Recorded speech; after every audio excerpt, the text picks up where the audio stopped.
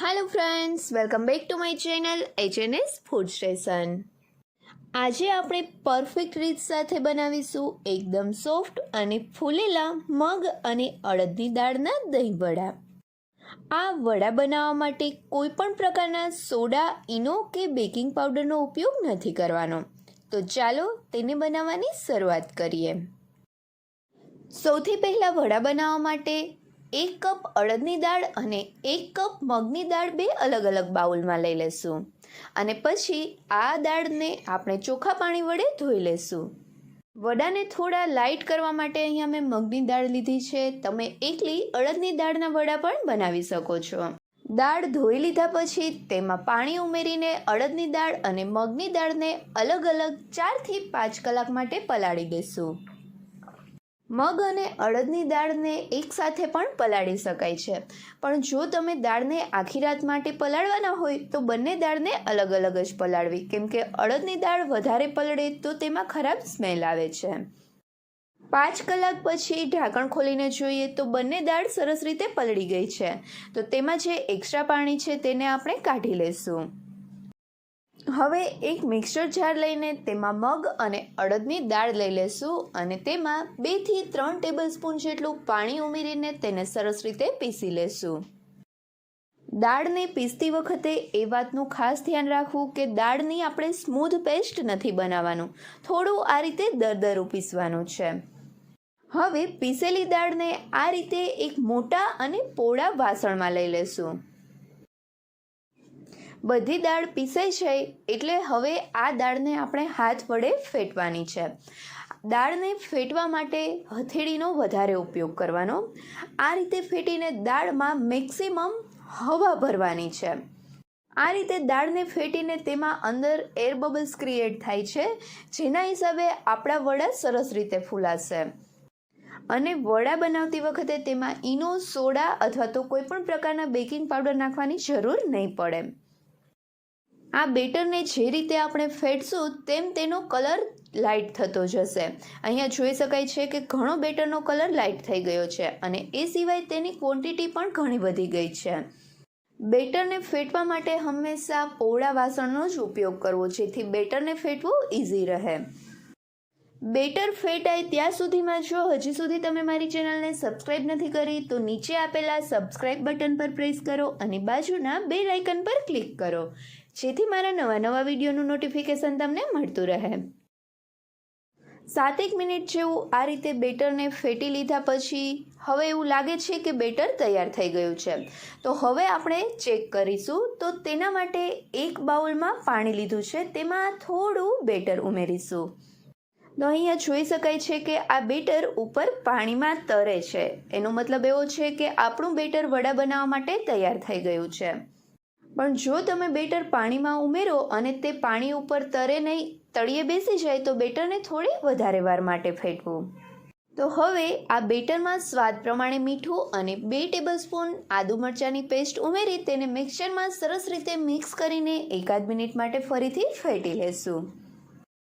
વડા બનાવતી વખતે એક વાતનું એ પણ ધ્યાન રાખવું કે બેટર વધારે ઢીલું ના હોવું જોઈએ. આ રીતની બેટરની કન્સિસ્ટન્સી હોવી જોઈએ, નહીં તો વડા આપણે તેલમાં નાખશું તો તે પૂરી જેવો શેપ લઈ લેશે અને પ્રોપર ગોળ વડા નહીં બને. હવે આપણું આ વડા માટેનું બેટર તૈયાર થઈ ગયું છે. તો હવે વડાને તળવા માટે એક વાસણમાં તેલ ગરમ મૂકીશું.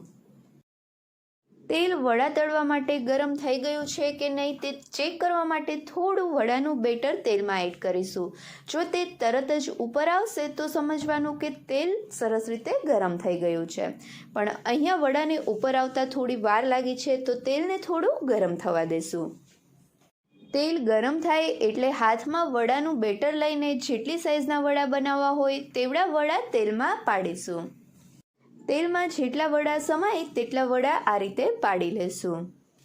આ વડાને જારા વડે હલાવતા બધી જ સાઈડથી થોડો બ્રાઉનિશ કલર આવે ત્યાં સુધી વડાને તળી લેશું. વડા ગોલ્ડન બ્રાઉનિશ કલર જેવા થઈ ગયા છે, તો તેને જારા વડે બધું જ તેલ નિતારીને એક બાઉલમાં કાઢી લેશું અને આ જ રીતે બાકીના બધા જ વડાને તૈયાર કરી લેશું. હવે આપણા બધા જ વડા બનીને તૈયાર થઈ ગયા છે. આ વડાને ચા સાથે નાસ્તામાં પણ ખાવાની ખૂબ જ મજા આવે છે. હવે વડાને પલાળવા માટે એક વાસણમાં બધા જ વડા સમાય તેટલું પાણી લઈ લીધું છે. આ પાણીને થોડું એવું ગરમ કરીને લીધું છે અને તેમાં 1 ટેબલસ્પૂન જેટલું મીઠું ઉમેરીને તેને પાણીમાં સરસ રીતે ઓગાળી લેશું. હવે આ બધા જ વડાને પાણીમાં ઉમેરીને સરસથી પલાળી દેશું. વડાને પલાળતી વખતે એ વાતનું ખાસ ધ્યાન રાખવું કે વડા તળીને તરત જ તેને પાણીમાં નથી પલાળવાના. વડા થોડા ઠંડા થાય ત્યાર પછી થોડા એવા ગરમ પાણીમાં વડાને પલાળવાના છે. ગરમા ગરમ વડાને આપણે પાણીમાં પલાળી દેશું તો તે સરસ ફૂલેલા નથી રહેતા. વડા પલળે ત્યાં સુધીમાં આપણે દહીં વડા માટેનું દહીં તૈયાર કરી લઈએ.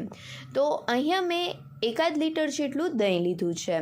હવે આ દહીંમાં 1 કપ જેટલી દળેલી ખાંડ ઉમેરીશું. ખાંડ તમે તમારા સ્વાદ પ્રમાણે ઉમેરી શકો છો. ત્યાર પછી તેમાં સ્વાદ પ્રમાણે મીઠું અને 1 ટીસ્પૂન જેટલી તીખાની ભૂકી ઉમેરીને દહીંમાં સરસ રીતે મિક્સ કરી લઈશું. બધી જ વસ્તુ સરસથી મિક્સ કરી લીધા પછી દહીંની કન્સિસ્ટન્સી સ્મૂધ ના લાગે તો તેને થોડું બ્લેન્ડર વડે મિક્સ કરી દેવું, જેથી આ રીતે મસ્ત સ્મૂધ આપણું દહીં તૈયાર થઈ જશે. 1 કલાક જેવું વડા પલળ્યા પછી જોઈ શકાય છે કે વડાએ પાણી સરસ રીતે એબ્ઝોર્બ કરી લીધું છે અને વડા સરસ રીતે પલળી ગયા છે. અત્યારે વડાને નીચોવીને તેમાંથી પાણી નથી કાઢવાનું, પણ આ રીતે એક બાઉલ લઈને તેમાં પાણી અલગ કાઢી લેશું. બધું જ પાણી વડામાંથી કાઢી લીધા બાદ તેમાં ફરીથી નોર્મલ વોટર એડ કરીશું અને વડાને ફરીથી એકવાર પાણીમાં ધોઈ લેશું. આ રીતે વડાને 2 વખત પાણી ઉમેરીને ધોવાના છે, જેથી કરીને જો વડામાં કોઈ પણ જાતનું એક્સ્ટ્રા ઓઇલ હોય તો તે નીકળી જાય. આ રીતે વડાને ધોવા માટે ગરમ કે ઠંડુ પાણી લેવાની જરૂર નથી. જે નોર્મલ ટેપ વોટર હોય તે જ યુઝ કરવાનું છે. 2 થી 3 વખત વડાને ધોઈ લીધા બાદ તેમાં ફરીથી વડા ડૂબે તેટલું પાણી ઉમેરીશું. હવે વડાને હાથમાં લઈને તેને હાથ વડે પ્રેસ કરીને તેમાં રહેલા એક્સ્ટ્રા પાણીને કાઢી લેશું. અહીંયા જોઈ શકાય છે કે વડામાંથી પાણી નીચોવીને કાઢ્યા પછી પણ વડા મસ્ત ફૂલેલા જ રહે છે. આ વડાને આ રીતે કાપીને જોઈએ તો પણ જોઈ શકાય છે કે અંદરથી પણ વડા મસ્ત જાળીદાર બન્યા છે. બધા જ વડામાંથી એક્સ્ટ્રા પાણી કાઢી લીધા બાદ હવે દહીં વડાને આપણે સર્વિંગ પ્લેટમાં સર્વ કરીશું. તો હવે એક સર્વિંગ પ્લેટ લઈ તેમાં વડા લઈ લેશું. હવે આ વડા ઉપર થોડું દહીં ઉમેરીશું. દહીં ઉપર થોડી ગ્રીન ચટણી અને થોડી ખજૂર આમલીની ચટણી ઉમેરીશું. દહીં વડાને વધારે ટેસ્ટી બનાવવા માટે ઉપરથી થોડું લાલ મરચું પાવડર અને થોડું શેકેલા જીરાનો પાવડર ઉમેરીશું અને લાસ્ટમાં ધાણા ભાજીથી ગાર્નિશ કરીને દહીં વડાને સર્વ કરીશું. દહીં વડામાં ઉપરથી શેકેલા જીરાનો પાવડર ઉમેરવો ખૂબ જ જરૂરી છે. આ રીતે શેકેલું જીરું ઉમેરવાથી દહીં વડા ખૂબ જ ટેસ્ટી બને છે, એટલે ક્યારેય પણ શેકેલા જીરાનો પાવડર સ્કીપ ના કરવો. તમે પણ આ રીતે ઘરે એકવાર દહીં વડા જરૂરથી બનાવજો અને મને કમેન્ટ કરીને કહેજો કે તમને મારી રેસીપી કેવી લાગી. જો રેસીપી ગમે તો લાઈક કરજો અને તમારા ફ્રેન્ડ સાથે શેર પણ કરજો. અને હા, હજી સુધી મારી ચેનલને સબસ્ક્રાઈબ ના કરી હોય તો સબસ્ક્રાઈબ કરવાનું ભૂલતા નહીં. Thank you so much.